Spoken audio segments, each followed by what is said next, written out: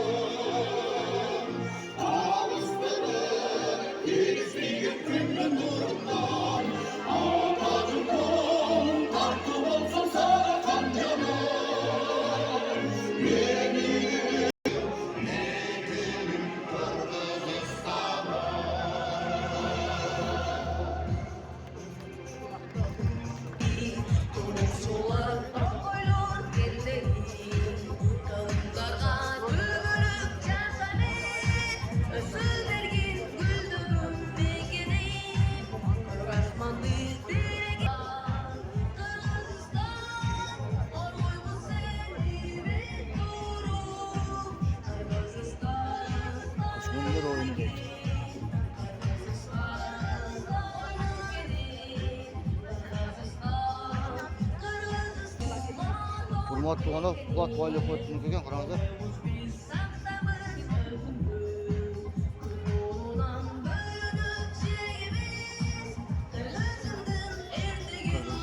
Egemenliğin 34 yılına qarata kulak boyli bu.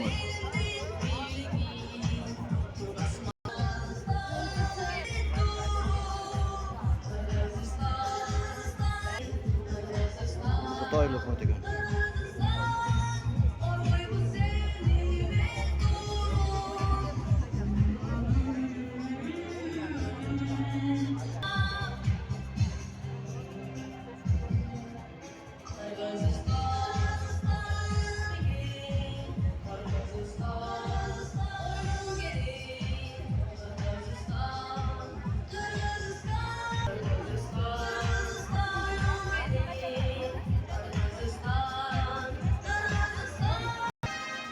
Hurmatli ona Gulson aile qiladi qaranglar.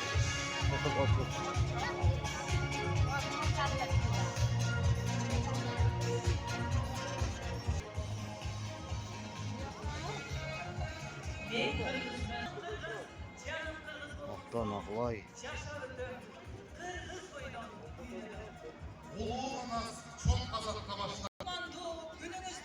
Canlığa aile qiladi qaranglar.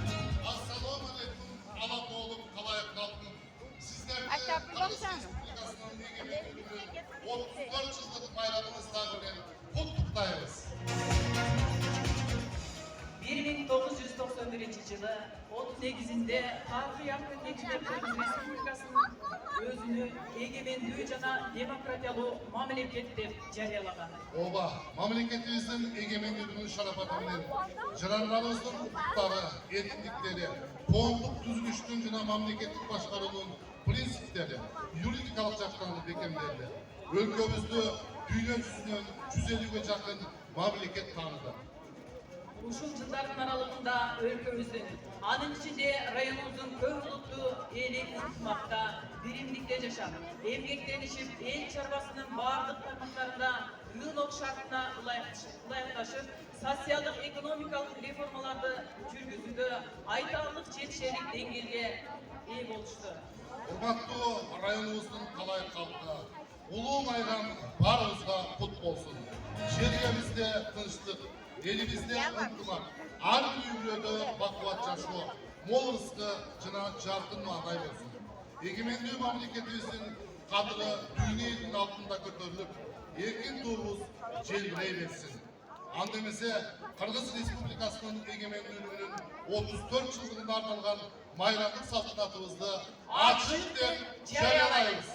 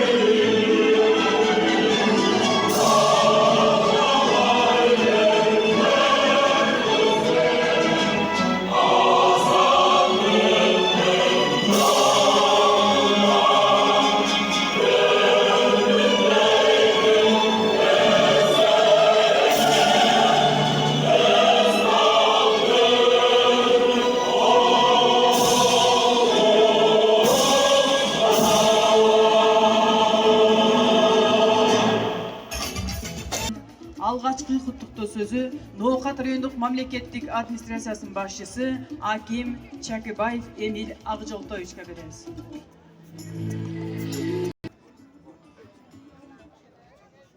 Саламатсыздарбы, Ноокат районунун тургундары жана чакырылган коноктор. Мына бүгүн Кудай буйрса кыргыз жергебизде эгемендүүлүктүн 34 жылдыгы белгиленип отурат. Бизге ушул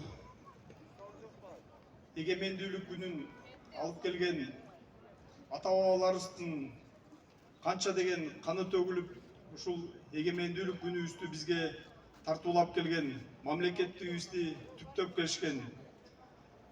Бүгүнкү күндү сиздер менен мекендеш болуп, районубузда ушул майрамдык, салтанаттык иш-чараны өткөрүп, ушул жерде биздин жогорку кеңешибиздин депутаттары да келип, Ноокат районунан чыккан биздин атуулдарыбыз сиздерди куттуктаганга катышып отурат, конок болуп келип отурушат.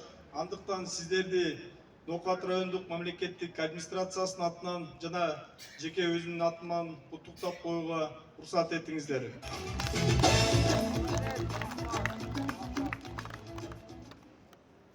Эгемендүүлүк күнү эзелтен ата-бабаларыбыздан бизге сактап, ыйык сактап бизге өткөрүп бергени бул анык. Канча деген өлкөлөр өз эгемендүүлүктөрүнө, мамлекеттүүлүгүнө жетпей жүрүшөт.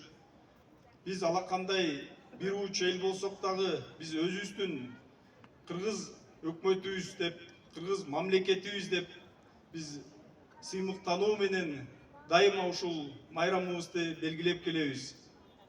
Биздин ушул кичине районубуздан канча деген алдыда айтылып кетти.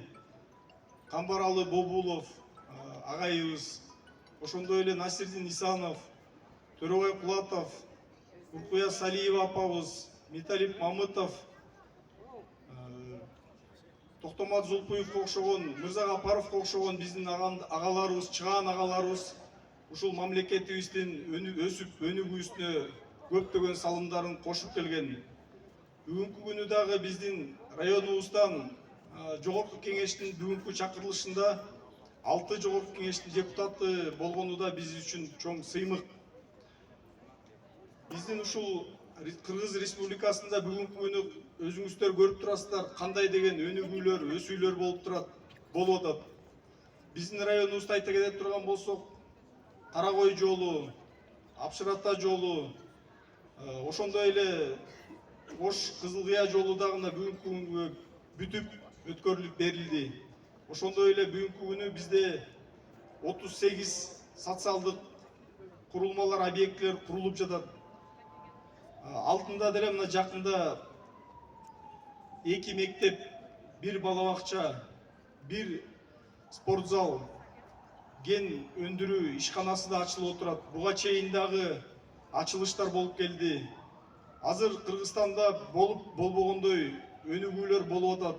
Аны көргүсү келбеген адамдар эле болбогону болбосо, жергиликтүү мамлекеттик администрация жана ошондой эле жергиликтүү өз алдынча башкаруу органдары мындай көрүнүштөрдү өзүбүз дагы колго алып, өлкөбүздүн өнүгүүсүнө салымыбызды салуубуз абзел.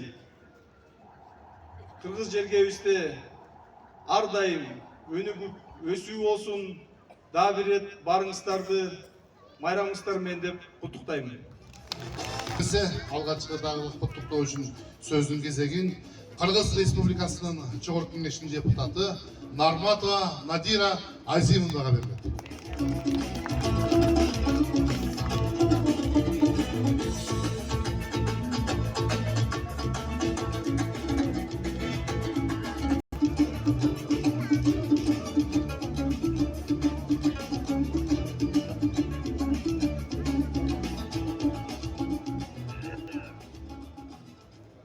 Арбаңыздар, урматтуу ноокаттык туугандар, жалпы менин төркүмдөрүм, бүгүн сиздер менен жолугушуп турганыма чексиз Аллага шүгүр келтирем. Болгондо дагы биздин Кыргыз мамлекетинин эгемендүү мамлекетти алганына 34 жыл болгон мезгилде учурашып отурабыз. Өзгөчө өзүңүздөргө белгилүү биздин мамлекет бардык чек араларыбыз тосулуп, Өзбекстан менен дагы, Тажикстан менен дагы биздин учурдагы бийликтин, башкача айтканда президентибиз улуу урматтуу Садыр Нуркожоевичтин, Камчыбек Кыдыршаевичтин жоопкерчилиги алдында Жогорку Кеңештин бүт саясий бийлик башында турган адамдарыбыздын идеяларын, багыттарын колдоп, мыйзамдаштырып, колдоп бергендиги үчүн бүгүнкү күндө биздин мамлекетибиз толук кандуу эгемендүү мамлекет болуп эсептелет. Анткени чек араларыбыздын бүт бардыгы аныкталып, такталып, кошуналар менен делимитация, демаркация иштери бүтүп, чек араларыбыз тосулуп, өз алдынча эгемендүү мамлекет болдук. Биздин чек арабызда эч ким кол салганга, басып киргенге акысы жок деген жарлыкты биздин президентибиз Жогорку Кеңеш кабыл алып берген мыйзамга кол коюп, дүйнөгө жар салды. Бүгүнкү күндө толук кандуу биринчи жолу биз Кыргыз мамлекети 34 жылдын ичинде толук кандуу эгемендүү мамлекетпиз деп бүгүн белгилүү мамлекеттин майрамы менен өзүмдүн атыман, Жогорку Кеңештин депутаттарынын атынан кызуу куттуктайм. Майрамыңыздар кут болсун. Экинчиден, мына кече күнү биз Жалал Абад областында президентибиз баш болуп, жалпы президенттин командасы, Жогорку Кеңеш толугу менен төрагабыз менен биздин президенттин кабыл алган указы негизинде жыл сайын эгемендүү майрамды ар бир облуста белгилейбиз деген көрсөтмөсүнүн негизинде кече Жалал Абад областында белгиледик. Бул дагы чоң жетишкендик. Анткени бул деген биздин Кыргыз мамлекетинин бүгүнкү күндө өнүгүү жолуна толук түшкөндүгүнүн белгиси. Бүгүн биз депутаттар, Ноокат районуна шайланган депутаттар келип, биздин Ноокаттын ичинде кучагы толгон ооматка, кош келиңиздер Ноокатка деген биздин ыйык, жакшынакай сөздү далилдеп, сиздер менен ушул толук кандуу эгемендүү күндөгү майрамыбызды куттуктаганы, майрамдаганы келдик. Ошондуктан урматтуу туугандар, бүгүн биздин Ноокат элинде чоң жетишкендиктер болуп атат. Биз Жогорку Кеңештин депутаттык катары колубуздан келген колдообузду, сиздердин үнүңүздөрдү жогорку бийлик трибунасынан жеткирип, бийлик бутактары менен элдин ортосунда көпүрөлүк милдетибизди аткарып атабыз. Ошондо атабыз жергиликтүү бийликтер менен биргеликте. Мына бүгүн азыр эле акимиңиздер айтып кетти. 31-күнкү 34 жаштагы биздин эгемендүү мамлекетке белек кылып, 2 мектептин курулушун ачылды. Ойтала мектеби, Тоонун башындагы Кайыңды мектеби, ошол эле мезгилде өндүрүштүк ишканалар болуп 5 объекти биздин Ноокат районунда ачылып отурат. Бул дагы бүгүнкү күндөгү биздин мамлекеттин жетишкендиги. Өзгөчө баса белгилеп кете турган нерсе, Ноокат Араван жолу быйылкы жылы толугу менен бүткөрүлөт. Ноокат менен Аравандын карым катнашы, соода саттык иштери, тууган уруктун карым катнаштары өтө жакын болот. 70-80 километр ошко барып айланып отурбай, 19 километр Ноокат менен Аравандын жолун бүткөрүп берсек, сиздерге өтө чоң ыңгайлуулук түзүлөт.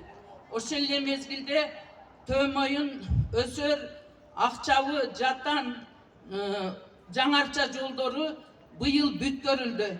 Көрүп атасыздар, Ноокатка келип отурбай, тиги Качкалдыкка келип отурбастан туура Исановтан Ош жолуна чыгасыздар. Бул дагы Ноокат районунун чоң жетишкендиги болуп эсептелет. Мен өзүмдүн депутат катары сиздердин наказдарыңыздарды аткарып, таптыктуу майрамдын алдына келгениме сыймыктанам. Ошондуктан урматтуу туугандар, майрамыңыздар кут болсун, ден соолукта болуңуздар, ооматтуу Ноокатыбыз өсүп өнүгө берсин. Бар болуңуздар.